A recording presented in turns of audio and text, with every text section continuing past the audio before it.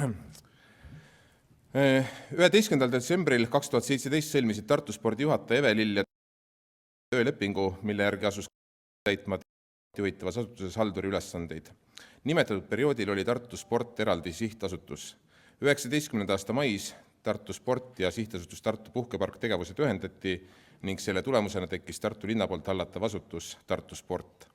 20. aastal on sõlmitud Eve Lille ja vahel töölepingu muudatus, mille ainus muutus on palgamäära tõstmine.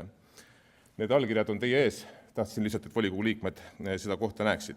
Ja minu hinnangul kvalifitseerub sedalaadi tegevus ka selgelt korruptsiooniks. 21. aastal on sõlmitud lepingute redaktsioonid Tartu linnavarade osakonna juhataja Gunnar Jürgensoni ja siis vahel tahan küsida, kui tavaline see on, et mõne osakonna juhataja värbab tööle linna allasutustesse inimesi.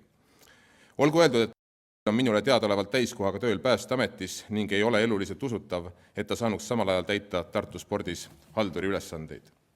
Endiste kolleegide sõnul ei osalenud ka ülesannete täitmisel, mis oli teistele halduritele ja töötajate ette nähtud.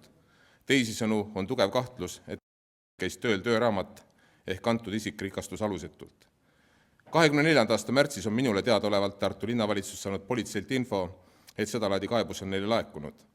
Kohese vallandamise või reageerimise asemel lahkub 24. aasta suvel omal soovil. Juhataja jätkab endiselt. Soovin teada saada, kuidas ning mis põhjustel vaatab Tartu linnavalitsus sellisele juhtumidele läbi sõrmede.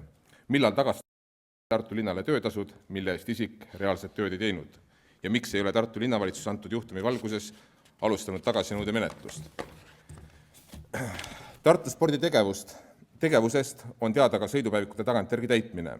Soovin teada saada, kuidas Tartu linn kontrollib oma allasutuses sõidupäevikute täitmist ning kuidas on välistatud, et maksumaksja raha kasutatakse eesmärgipäraselt.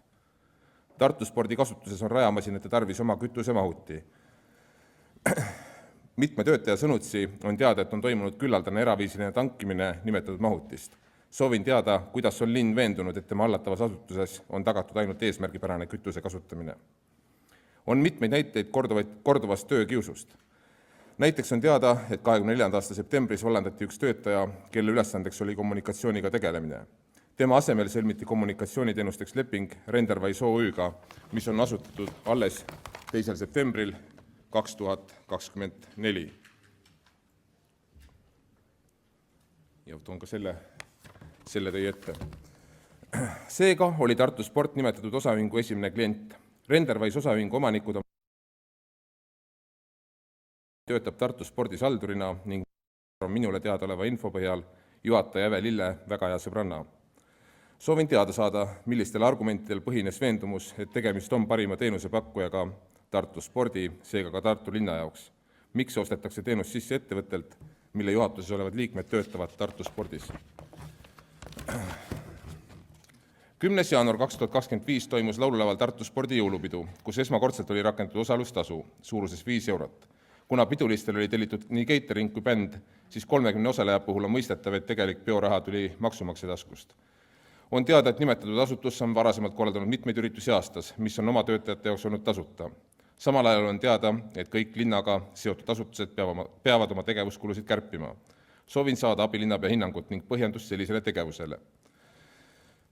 Edasi, Tartu sport annab Vanemuise töötajatele võimaluse kasutada jõusaali ning selle eest annab Vanemuine vastu tasuta piletid teatrisse.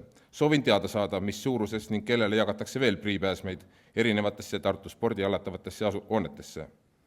Lisaks soovin teada, kas 24. aasta lõpuks maksti Tartu spordis tulemustasu või preemiat, kui, siis mis ulatuses ning kellele. Tartu spordi juhataja tegevuste eest on pidanud Tartu linna maksumaksja maksma 1000 eurosid hüvitisi koondatud töötajatele. Kas Tartu spordis on tööjõukulud koos töötajate asendamiseks sõlmitud teenuselepingute maksumustega vähenenud? Kui jah, siis mis ulatuses? Lisaks palun välja tuua koondatud töötajatele makstud summad. Soovime nii kirjalikku kui suulist vastust. Aitäh!